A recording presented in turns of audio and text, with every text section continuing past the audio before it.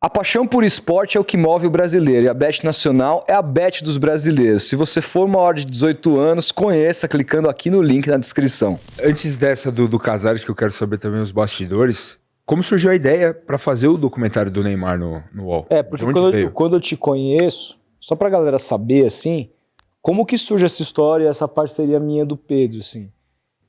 Eu consigo esse contrato, e recebo o contrato de uma fonte, Mandou pra gente. e era um negócio tão absurdo que eu falei, cara, se eu soltar isso aqui no meu canal, isso aqui ninguém vai acreditar.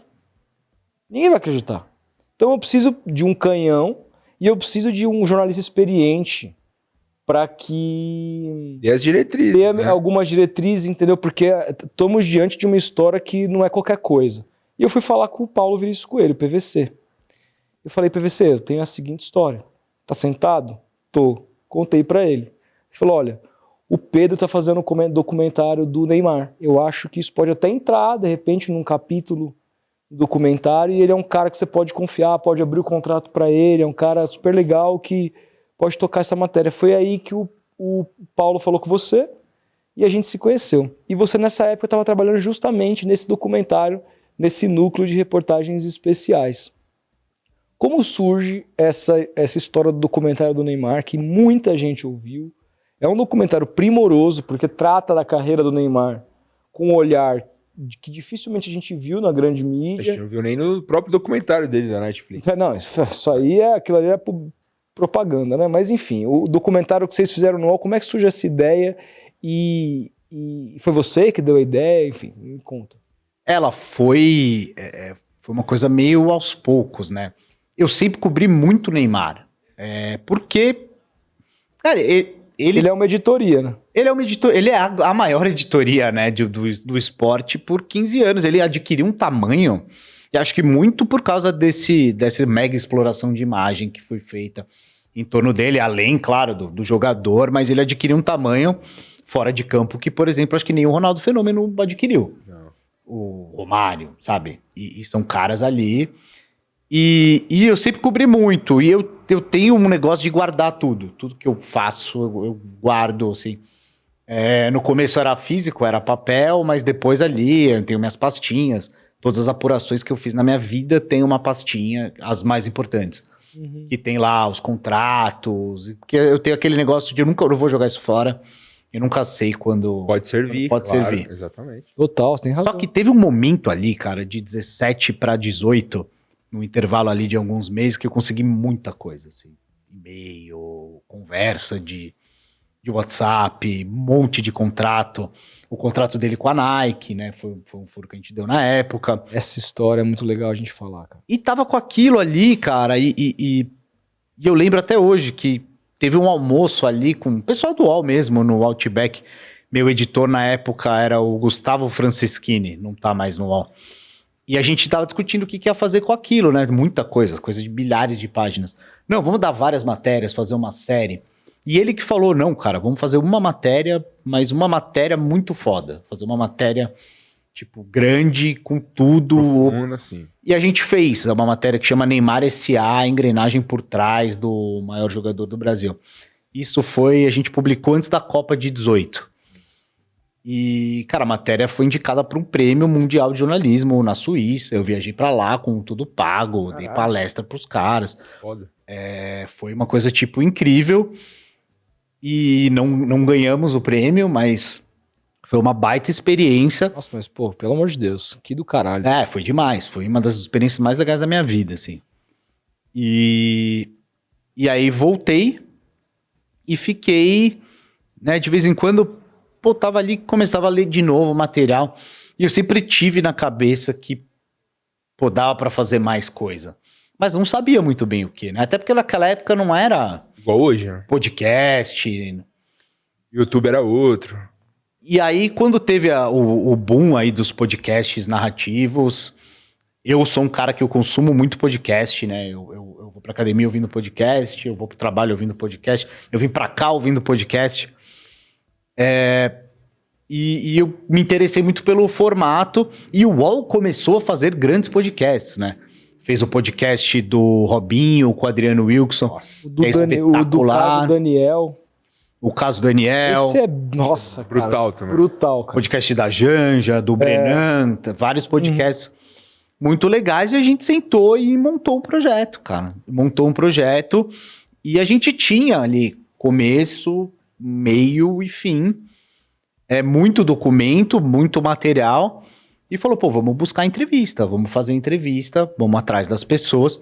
E a gente conseguiu também um monte de entrevista legal, cara. A gente falou com o Musa, que foi o braço direito do pai do Neymar por anos. A gente falou com o Pedro, que era o diretor do Santos na época da venda do Barcelona. A gente falou com o vice-presidente do Barcelona, Elano, Lucas Moura, o André Cury, Wagner Ribeiro. E ficou um trabalho muito legal, uma equipe gigante, né, que trabalhou. Acho que a Helena Dias, que é uma roteirista incrível, que fez, né, todo o roteiro. Cara, o roteiro A gente muito fez bom, junto cara. e foi demais. A trilha sonora acho incrível também, Incrível. o João. Juca narrando. O Juca narrando junto comigo também. E, cara, é um projeto que eu tenho um orgulho absurdo, assim, eu acho. Que é a coisa mais legal que eu fiz no mundo, por enquanto, é esse E projeto. como bateu nele? Você teve esse acesso, teve essa informação? Cara, no começo- Chegou no staff? Muito mal, né? A gente teve ali um mal entendido. Porque eu mandei várias e várias vezes. Porque, cara, eu queria falar com eles, né? Claro, personagem. Eu acho que teria tido uma riqueza. Eu acho que, às vezes, o pai do Neymar e o próprio Neymar poderiam pensar que sentar de peito aberto e contar a história com as falhas, com os erros que foram cometidos. Humanizaria, né? Cara, seria muito interessante. Porque e muito ninguém fez rico. nada criminoso, né? Você pode... A gente tá falando de um caso de um crime, um true crime. A gente tá falando da história de um jogador que cometeu os seus acertos e erros dentro e fora de campo. Aquela frase do podcast do pai, né? Que a gente não tem da boca dele, mas que a gente teve acesso numa conversa de WhatsApp e usou no podcast, que ele fala, eu sou um filho da puta pros outros. Pra mim, pro meu filho e pra minha família, eu sou a melhor coisa. Sou o melhor. É um pouco meio por aí. O cara fez tudo pra defender o lado dele da família.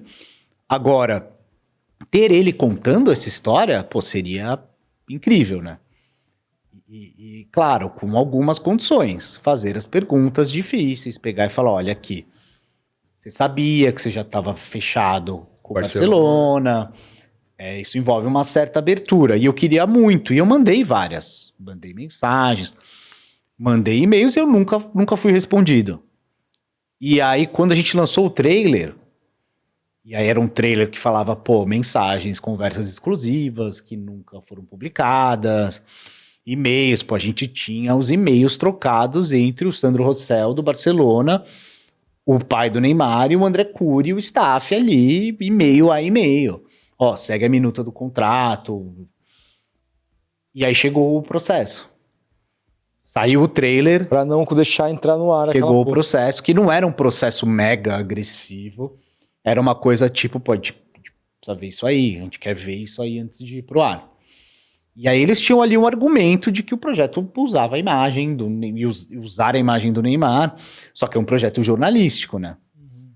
E eles pediram a suspensão da publicação e para que eles pudessem ter acesso ao material, até citaram o documentário, né, que eles tinham feito com o Netflix. Ou seja, deram mais luz ainda ao documentário ao fazer isso. Por que será que não querem deixar ir pro ar? E quando você faz isso, você tá Exatamente. alimentando. Você acaba, pô, Gera Neymar curiosidade. processa documentário antes de ir ao ar. Censura! É. E aí, E eles perderam o processo, É. o podcast foi pro ar, mas, cara, depois que o negócio foi pro ar, cara, assim, eu tenho uma relação super respeitosa com um monte de gente que trabalha na NR Sports. Eu tenho uma relação que é pequena, né, que é profissional, com o pai do Neymar. Eu estive quando ele comprou a marca do Pelé, que inclusive achei uma coisa muito legal. Conversei com ele, fui um dos jornalistas lá que entrevistou ele respondeu as minhas perguntas. Eu conheço muito bem também, por causa, né, de todos esses anos de apuração, já tive lá algumas vezes para conversar com o pai, para visitar. Conheço também o trabalho social que eles fazem, então tudo tem vários lados, né? Eu discordo de várias decisões de carreira do Neymar, Acho que desbalanceou bastante a equação produto-jogador de futebol. Eu acho, mas é uma opinião minha. Mas o podcast, ele é um produto muito bem amarrado e investigado, né? Tudo que tá lá tem lastro em documento, tem pessoas que viveram aquilo falando, e não foi uma coisa que teve um impacto absurdo na relação, nem nada disso, assim, Eles acho que né, viram que foi um trabalho jornalístico que nada dali foi meio que abaixo da linha da cintura, sabe? E eu acho que não foi. Não também. foi mesmo. Eu acho que Você não foi. sai do documentário com a impressão, nossa, o Neymar é um cretino, um arrombado, filho da Ah, puta. a história dele. Não, é isso. Sim. Tipo, você contou coisas que é uma história sui generis. Talvez você saia falando, pô, não queria estar do outro lado do pai dele numa mesa de lógico. negociação. Não Lógico. queria estar, entendeu? É lógico. Pode ser que sim. Você pode sair com uma imagem falando, pô, o cara desperdiçou talvez uma parte do talento dele. É muito legal que você tem no começo que se projetava pra ele, né? O lance do novo Ayrton Senna. E você pode terminar o podcast refletindo se ele virou ou não. E acho que muita gente acha que não. Eu diria que não. Ele não virou um novo Ayrton Senna. Então, Ele virou o quê? cara, ele é um dos grandes jogadores do futebol brasileiro. Eu acho que isso não tem nenhuma dúvida. Mas ele virou uma coisa inédita, né? Virou, mas acho que muito pelo trabalho ele foi hiper exposto, né? Então, que é uma coisa totalmente inerente aos novos tempos, produto dos novos tempos, mas é um alcance midiático que é brutal e diante também de uma polarização com relação ao nome dele muito grande, né? Que envolve inclusive política. Sim. Porque às vezes você critica o Neymar, a pessoa te acusa de ser uma pessoa de esquerda porque ele revelou voto para um dos lados na última eleição, né? Mas também há muita gente que compactua das mesmas da mesma ideologia dele, se é que ele tem alguma, mas da mesma posição política, por assim dizer, e acaba também se concatenando com ele. Ou seja, ele é um cara que até nisso ele se aproveita dessa polarização que já existia antes dele política, ele também está envolvido nisso. É um cara extremamente polarizado, né? Muito diferente do Ayrton Senna, que era quase que uma unanimidade, né? Eu acho isso meio triste, sabe? Que a gente, cara, nessa altura da carreira do Neymar, a gente não tá conversando sobre o legado dele como jogador, né? Tá conversando sobre os A erros. gente tá não, e não só sobre os erros, assim, são conversas, cara. Porque ele foi jogar pôquer durante o jogo do Santos. Porque falaram que ele tem um edema na panturrilha, mas é uma lesão de grau 2. Porque ele foi substituído por engano, contra a vontade. Cara, sabe? Tudo vira uma grande história. E um cara desse tamanho. E aí você olhou esses dias, essa semana, o cara respondendo, um influenciador com 10 mil seguidores, cara, no Instagram. Tipo, mandando chupa, cala a boca. Você é o maior jogador do Brasil nos últimos 15 anos, cara. Você é um cara que muita gente coloca em conversa ali com o Ronaldo, Ronaldinho, Rivaldo. Por que você tá fazendo isso, cara? Por que a gente não tá conversando, sabe? Esse momento era pra estar sendo um momento bonito. Pô, o cara voltou, tá jogando no time do coração. Bem ou Camisa mal, 10, foi pra última, mesmo se ele não estiver jogando muito Sim. bem. Mas não, cara, e eu acho que isso é fruto dessa hiperexposição incessante, esse holofote que o cara tá há 15 anos.